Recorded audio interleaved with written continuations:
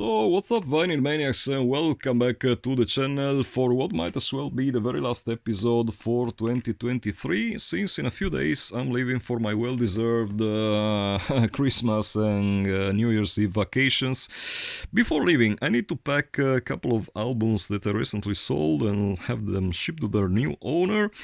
Incidentally, they all belong to the same subgenre, that's Swedish death metal, so yep, this time we're gonna take a look at some rather obscure, I would say, gems from this specific genre. So yeah, let's have a look at these small masterpieces from the land that brought us the greatness of Bathory, Grotesque, Ingemar Stenmark, and Surströmming, and I'm fairly sure that I butchered badly the pronunciation of these last four words, but who gives a damn, really? Starting off with Megaslaughter, Calls from the Beyond. Now this LP, I think I had a chance to discuss it already. It was released in 1991 on Thrash Records, the legendary French label that also released the Epitaph Seeming Salvation LP, which I dedicated in one of the previous episodes too. Now this might not be exactly the most original recording ever in the history of music, as it definitely pays a huge tribute to the likes of Entombed and Dismember, talking about their early releases, Left Hand Path, Like an Ever-Flowing Stream, of course. This is totally in that vein. That means you get plenty of killer chainsaw guitar riffing, plenty of D-beat drummings going on this one. You know, the traditional ingredients that make a great recipe for Swedish death metal. And yeah, a small classic in its own genre. It kind of sucks to part ways with it. I believe that there is like a reissue around. The band only released this album and then split up just after the recordings, which sucks because they were definitely pretty talented. And this album, yep, you definitely want to have it in your collection if you're a fan of this subgenre. I wonder who the hell these people might be that say fuck off to this Lisa Negative B, Miss Excel, Die, Blue Balls, all posers. Wow, these guys were pretty tough, dedicated metal maniacs back then, kind of naive, but they were probably like, I don't know, 14 to 15 when this album was recorded, so we will forgive them for that. And besides, we all have been through that phase before, haven't we? Bottom line, this is a solid death metal album. Might not be on the same level as those albums that we just mentioned, the ultimate classics from Swedish death metal, but that's a solid album. Be prepared to pay like 70 to 80 euros probably for an original copy. I would imagine that the rare release is still available for cheap. I have no idea. I might look for a copy myself, because now that I sold the original, yeah, that's an album which I would still like to play from time to time. Much like the second LP which we're gonna take a look at, that's a Ceremonial Oath, the Book of Truth album. This came out in 1993 on Primitive Records. Probably 1000 units only pressed. It's a bloody rare album, and it's once again a really great gem, which I played pretty often. And the main strength of this album, I'd say the highlight, is like the guitar work, courtesy of Mr. Oskar Drobniak, yep, the Hammerfall dude, who had his musical artistical debut on this band and album. I think the 7-inch EP yeah, came before, so this might not be technically the first recording he ever played on, but that's his yep, first full length for sure. Now you might like or dislike Hammerfall, but you gotta give the man some credit. The guy is a gifted guitarist. It's his craftsmanship is totally top notch, and he came up with some insanely good solos on this album. You must just listen to it. It's an album literally filled to the brim with great guitar riffing, and very young guys back then. They must have been like, I don't know, 16, 17 tops here, but yeah, absolutely killer album. There is a reissue out, I believe on Century Media Records. I really can't remember, but that's another release that I really will try to acquire myself, since much like the Megaslaughter LP, I play this album quite a lot, quite regularly, so yeah, I still want to have a copy in my collection now that I parted ways with it. Next up, Desultory, Into Eternity. Now, the Desultory is one of the most underrated bands in the history of Swedish death metal, for sure. I believe that, you know, the Into Eternity album would deserve to be in the same class as those early left-hand path, like an ever-flowing string. Damn, my English is really going to hell. I really need a vacation. So yeah, I mean, it's definitely talented lot, which would have deserved much more recognition and credit than they actually had. They somehow managed to put out like 6 albums all in all. But yeah, I mean, in hindsight, they should have been much bigger, because Into Eternity, as well as their first mini LP that came out on House of Kicks Records in 1990, those are absolute masterpieces. You know, this album is just a riffing goldmine.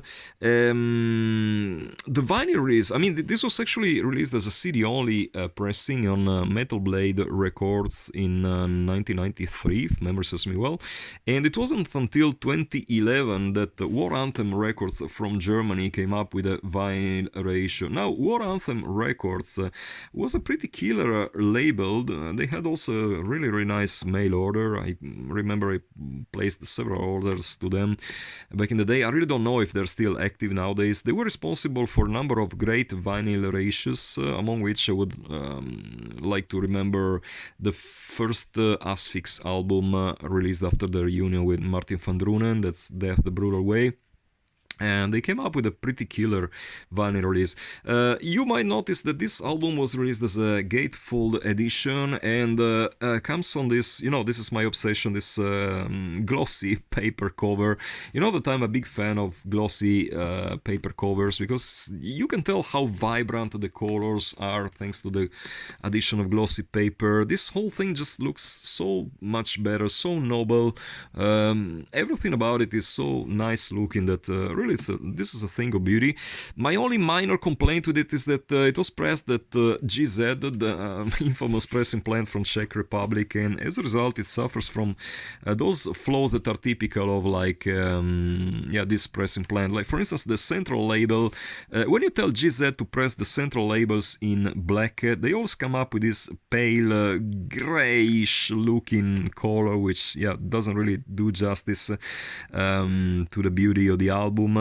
And also, what's more annoying is that this the vinyl they use is always like sort of a magnet for dust. I swear I cleaned this LP like literally a few minutes before recording this album, and you can tell there's dust already. There's like cat fur on here. I will have to clean it again. So their vinyl is like it attracts dust just like, I don't know, light attracts moths. Really, it's just so annoying. I mean, when you pay 25 to 30 euros, which is the average price of vinyl nowadays, you want to, have something fully professional in your hands. That's never the case with GZ releases. No matter how good looking this, and it also sounds good. I'll give them credit for that. But still, these things are not minor. You want to just have the most professional result in your hands, and with GZ it's just not happening. That's the case also for the last album that we're gonna take a look at today. That's Desultory's second sophomore album, Bitterness, that came out in 1994, once again on Metal Blade Records. Now, compared to Into Eternity, Bitterness was a sort of a slight letdown when it came out. If Into Eternity is a solid 10 out of 10, just like the debut mini LP, totally 10 out of 10 albums, Bitterness, I would say like 8.5 out of 10. It tends to be a bit more focused on groovy riffing than on, the first two albums, the mini LP and the Into Eternity, were this, fast thrash / death metal assaults, total riff insanity. Bitterness is good, but it's like, they have this focus on groovy riffing, which is not exactly what I would personally need from a death metal recording. I believe that there must have been like an influence from Entombed's Wolverine Blues album that came out 1 year before this LP. And I think that on the following record, they brought this groovy thing to its extremes, and it resulted in a pretty terrible album. I don't remember the title of it. I know that it was released by the losers at Night of the Vinyl Dead Records, but that's another sad story. I will probably have to dedicate like a short episode to that absolutely atrocious excuse for label in the future. Doesn't matter now. Bottom line, yeah, once again, really cool looking vinyl release. War Anthem Records again, 500 copies pressed, gatefold paper, glossy paper cover artwork. Really great looking and sounding, only it was pressed at GZ, but whatever. These releases, yep, they were limited to 500 copies each. I believe that Metal Blade Records put out some rare releases of both the Desultory albums, which, yeah, I will try to find myself, because these are definitely, especially Into Eternity, as I said several times before, is definitely one of those records that I just, yeah, that just can't miss in a proper black death metal collection, whatever. So I will definitely try to go for a copy myself. I think that the re-releases came out on Floga Records, now that I think of it. Yep, Floga Records from Greece put them out, not Metal Blade. And knowing Floga Records, I also know, I know that they are very dedicated to this vinyl making thing. Unfortunately, also press their stuff at GZ, that's just, I don't know, a damnation.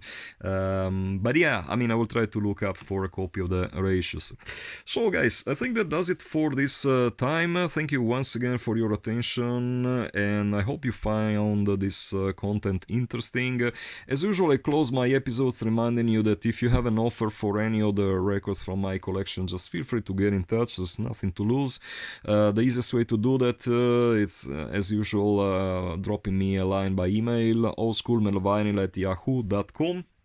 So, yep, feel free to get in touch. And till the next time, as usual, keep it loud and heavy, and have a rocking and old school metal vinyling ending of 2023.